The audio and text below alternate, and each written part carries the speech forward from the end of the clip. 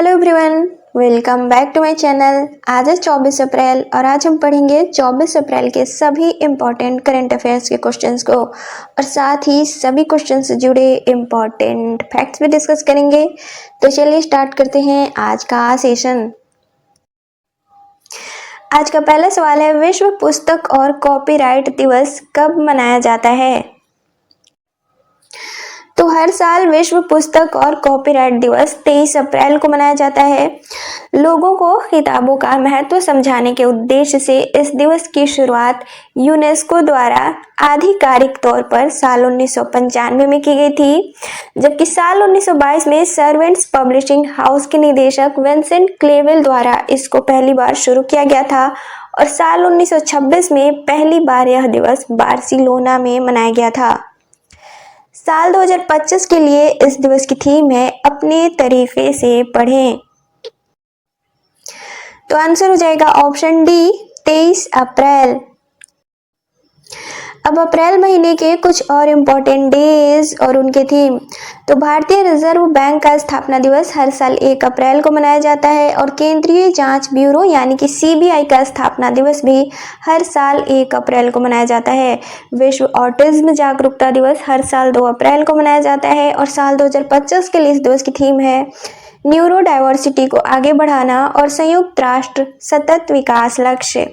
अंतर्राष्ट्रीय खदान जागरूकता दिवस हर साल 4 अप्रैल को मनाया जाता है और साल 2025 के लिए इस दिवस की थीम है सुरक्षित भविष्य की शुरुआत यहीं से होती है। विश्व स्वास्थ्य दिवस हर साल 7 अप्रैल को मनाया जाता है और साल 2025 के लिए इस दिवस की थीम है स्वस्थ शुरुआत आशापूर्ण भविष्य। सीआरपीएफ शौर्य दिवस हर साल 9 अप्रैल को मनाया जाता है। विश्व होम्योपैथी दिवस हर साल 10 अप्रैल को मनाया जाता है और साल 2025 के लिए इस दिवस की थीम है अध्ययन अध्यापन अनुसंधान। राष्ट्रीय सुरक्षित मातृत्व दिवस हर साल 11 अप्रैल को मनाया जाता है और साल 2025 के लिए इस दिवस की थीम है देखभाल करने वालों की देखभाल। अंतर्राष्ट्रीय मानव अंतरिक्ष उड़ान दिवस हर साल 12 अप्रैल को मनाया जाता है। सियाचिन दिवस हर साल 13 अप्रैल को मनाया जाता है और विश्व कला दिवस हर साल 15 अप्रैल को मनाया जाता है और साल 2025 के लिए इस दिवस की थीम है एकता और उपचार के लिए कला। और विश्व आवाज़ दिवस हर साल 16 अप्रैल को मनाया जाता है और साल 2025 के लिए इस दिवस की थीम है अपनी आवाज़ को सशक्त बनाएं। विश्व हीमोफीलिया दिवस हर साल 17 अप्रैल को मनाया जाता है और साल 2025 के लिए इस दिवस की थीम है access for all women and girls bleed too. विश्व लिवर दिवस हर साल 19 अप्रैल को मनाया जाता है और साल 2025 के लिए इस दिवस की थीम है भोजन ही औषधि है। राष्ट्रीय सिविल सेवा दिवस हर साल 21 अप्रैल को मनाया जाता है। विश्व पृथ्वी दिवस हर साल 22 अप्रैल को मनाया जाता है और साल 2025 के लिए इस दिवस की थीम है हमारी ऊर्जा हमारी धरती। और विश्व पुस्तक और कॉपीराइट दिवस हर साल 23 अप्रैल को मनाया जाता है और साल 2025 के लिए इस दिवस की थीम है अपने तरीके से पढ़ें। अगला सवाल है, हाल ही में Laureus sports man of the year कौन चुने गए हैं? तो लॉरियस वर्ल्ड फाउंडेशन द्वारा हाल ही में लॉरियस वर्ल्ड स्पोर्ट्स अवार्ड्स 2025 की घोषणा की गई है। इसमें sportsman of the year का अवार्ड पोल वॉल्ट के प्लेयर अरमांड डुप्लांटिस ने जीता है, जबकि sportswoman of the year Simone Biles जो कि अमेरिका की जिम्नास्ट हैं इन्होंने जीता है। Laureus world team of the year Real Madrid ने जीता है जो कि फुटबॉल क्लब है। Laureus sporting icon of the year का अवार्ड टेनिस खिलाड़ी राफेल नडाल ने जीता है। Laureus sports comeback of the year Rebeca Andrade ने जीता है जो कि ब्राजील की जिम्नास्ट हैं। Laureus lifetime achievement award surfer खिलाड़ी केली स्लेटर ने जीता है। यह अवार्ड हर साल लॉरियस वर्ल्ड फाउंडेशन द्वारा दिया जाता है। इसकी शुरुआत साल 1999 में की गई थी। डुप्लांटिस यह अवार्ड जीतने वाले उसेन बोल्ट के बाद ट्रैक एंड फील्ड के दूसरे एथलीट बन गए हैं, जबकि सिमोना बाइल्स ने चौथी बार यह अवार्ड जीता है। भारतीय cricketer Rishabh Pant comeback of the year award के लिए दावेदार थे, लेकिन यह अवार्ड ब्राजील की जिम्नास्ट रेबेका एंड्रेड ने जीता है। तो आंसर हो जाएगा ऑप्शन ए अर्मांड डुप्लांटिस।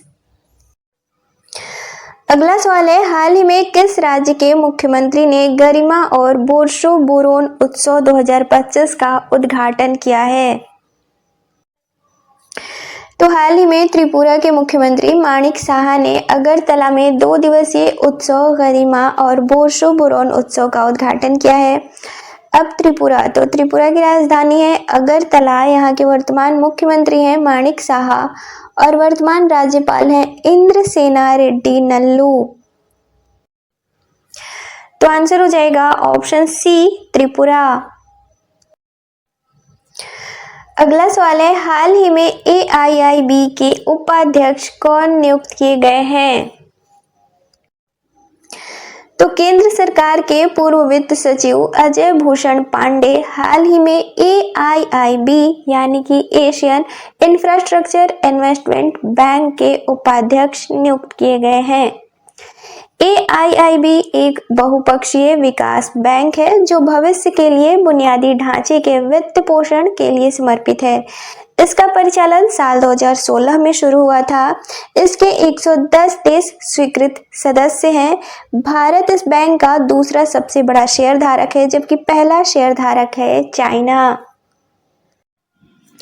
तो आंसर हो जाएगा ऑप्शन ए अजय भूषण पांडे। अगला सवाल है, हाल ही में पोप फ्रांसिस का निधन हुआ है, वे कौन से नंबर के पोप थे? तो हाल ही में पोप फ्रांसिस का निधन हुआ है। 13 मार्च साल 2013 को पोप फ्रांसिस 266वें पोप के रूप में चुने गए थे। रोमन कैथोलिक चर्च का नेतृत्व करने वाले पहले लैटिन अमेरिकी थे। पोप बनने से पहले इन्हें जॉर्ज मारियो बर्गोग्लियो नाम से जाना जाता था। इनका जन्म 17 दिसंबर साल 1936 को हुआ था। तो आंसर हो जाएगा ऑप्शन सी 266वें। अगला सवाल है, निशानेबाजी विश्व कप प्रतियोगिता 2025 में पहले स्थान पर कौन सा देश रहा है? तो निशानेबाजी विश्व कप 2025 इसका आयोजन 2 चरणों में किया गया है। पहला चरण 1 से 10 अप्रैल 2025 तक किया गया है, जो कि अर्जेंटीना की राजधानी ब्यूनस आयर्स में किया गया है। पहले चरण में भारत ने 8 पदक जीते थे, 4 स्वर्ण, 2 रजत और 2 कांस्य। और पहले चरण में चाइना पहले स्थान पर रहा था, जबकि भारत दूसरे स्थान पर। दूसरे चरण का आयोजन 13 अप्रैल से 22 अप्रैल 2025 तक किया गया है, जो कि पेरू की राजधानी लीमा में किया गया है। दूसरे चरण में भारत तीसरे स्थान पर रहा है। भारत ने कुल 7 पदक जीते हैं, 2 स्वर्ण, 4 रजत और 1 कांस्य। जबकि दूसरे चरण में भी पहले स्थान पे चाइना रहा है और दूसरे स्थान पर अमेरिका। इस विश्व कप में 43 देशों के लगभग 400 निशानेबाजों ने भाग लिया था। भारत की तरफ से 42 सदस्यीय दल इस विश्व कप में शामिल हुए थे। तो चाइना निशानेबाजी विश्व कप 2025 में दोनों चरणों में पहले स्थान पर रहा है। तो आंसर हो जाएगा ऑप्शन सी चाइना। अगला सवाल है, हाल ही में किस मंत्रालय द्वारा राष्ट्रीय कर्मयोगी जन सेवा कार्यक्रम की शुरुआत की गई है?